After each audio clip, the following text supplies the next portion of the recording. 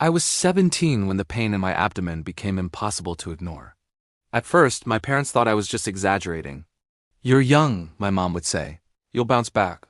But after months of missed school, sleepless nights, and collapsing in the kitchen, the doctor finally said the word that scared me most: surgery. This wasn't cosmetic. It wasn't optional.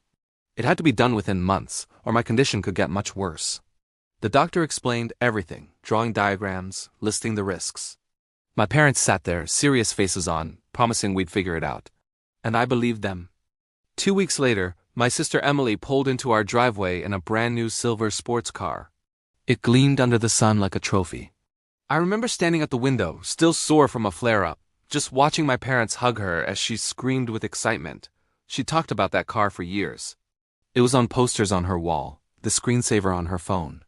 It was her dream car.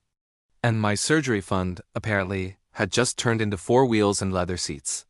At dinner that night, my dad cleared his throat and said, "We need to talk about priorities." Emily beamed, still glowing from her new purchase. My mother avoided my eyes. "Your surgery can wait," she said gently, as if that would soften the blow. "The doctor said it's not an emergency. And Emily needs reliable transportation for college." I just stared at my plate. "So, that's it?" My father shrugged. "We only had enough savings for one major expense. We'll figure something out later." Later. That word followed me everywhere. Later, when the pain woke me up at night. Later, when I missed another exam. Emily didn't even seem to feel guilty.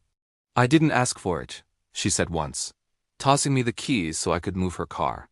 Mom and Dad wanted to do something nice for me. Something nice. My grandparents lived in a small house 2 towns over. My grandpa had always been a quiet man. Not cold, just observant. He noticed things. He noticed how I walked slower now, or how I'd clench my jaw when I stood up. One Sunday, he pulled me aside while Grandma was in the kitchen. "Are you in pain right now?" he asked. I hesitated, then nodded. "How long has this been going on?" I told him everything. The diagnosis, the surgery, the car, my parents' decision. He just listened, his jaw tightening slightly. That night, he made a phone call. The next week, my parents were invited to dinner at my grandparents' house. I had to come too, but I didn't know why. We all sat at the table, plates untouched. Grandpa folded his hands and looked straight at my parents. "I heard you chose to buy a car instead of paying for your child's surgery," he said calmly. My mother stiffened. "It's not like that, it is exactly like that," Grandpa interrupted. His voice wasn't loud, but it carried so much weight. One child needed medical care. The other wanted a luxury. You chose the luxury.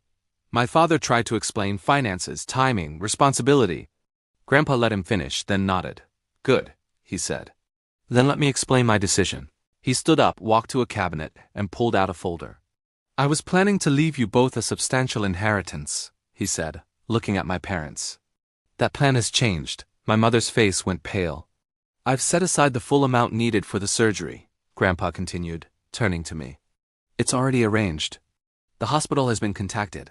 I felt my throat close up. "Grandpa, He raised a hand gently. "Your family." "This is what family does." Then he turned back to my parents. "As for the rest," he said, "it will be restructured. I will not reward values I don't agree with." Silence filled the room. Emily looked shocked. "Wait, what does that mean?" Grandpa finally looked at her. "It means actions have consequences. For all of you." The surgery happened 2 months later. Recovery was hard, but every day felt lighter than the last. For the first time in a year, I could breathe without pain. My parents were different afterward, quieter, more careful. They apologized, but it felt complicated, like regret mixed with embarrassment. Emily sold the car a year later. She said it was too much maintenance. I didn't say anything. Grandpa never brought it up again. He didn't need to. He'd already said everything that mattered, not with anger, but with action.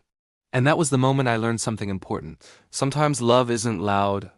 Sometimes it's the quiet force that steps in when everyone else steps away. Thank you for listening to my story. If you've ever had someone stand up for you like that, let me know in the comments below. And don't forget to subscribe for more.